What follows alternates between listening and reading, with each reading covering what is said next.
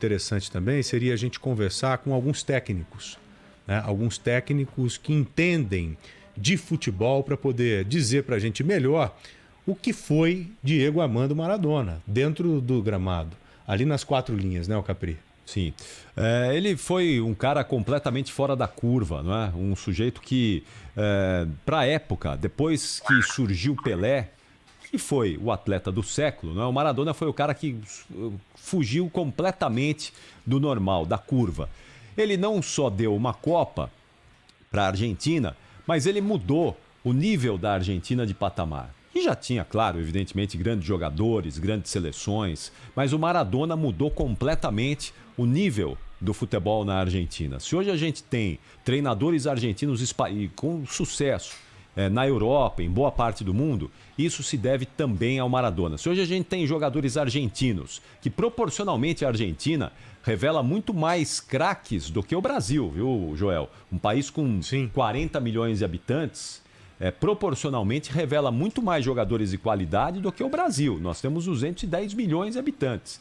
E a Argentina sempre revelando grandes jogadores. Isso se deve também ao Maradona, não é? Então é certamente um cara que mudou o nível do futebol argentino e mudou também o nível do futebol mundial a partir da genialidade dele, do talento dele. Ele mudou o Napoli de patamar. O Napoli era um time, até a chegada do Maradona, um time pequeno do sul da Itália, um time que tinha muitas dificuldades, mas a partir da chegada do Maradona, ele colocou o Napoli no centro do futebol mundial. Né? Levou o Napoli a títulos. No auge do campeonato italiano, inclusive coberto aqui pela Band, né? Sim, pelo sim. Grupo Bandeirantes de Comunicação. Dos anos 80, né? Quando a gente começou a transmitir aqui no grupo, né? Com o Luciano do Valle, campeonato italiano, né?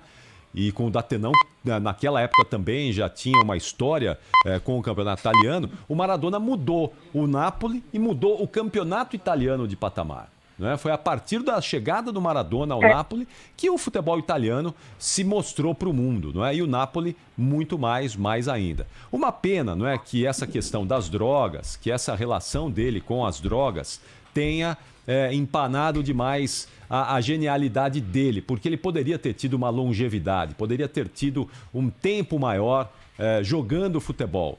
E até mesmo depois do futebol, como treinador, ele tentou aí ser treinador, tentou ter sucesso em outras atividades ligadas ao futebol, mas a gente sabe que a droga nunca deixou, não é? A gente ouviu agora a Mili falando aí que a droga sempre esteve muito presente no cotidiano do Maradona, infelizmente. Bom, Capri, continue conosco, por favor. Nós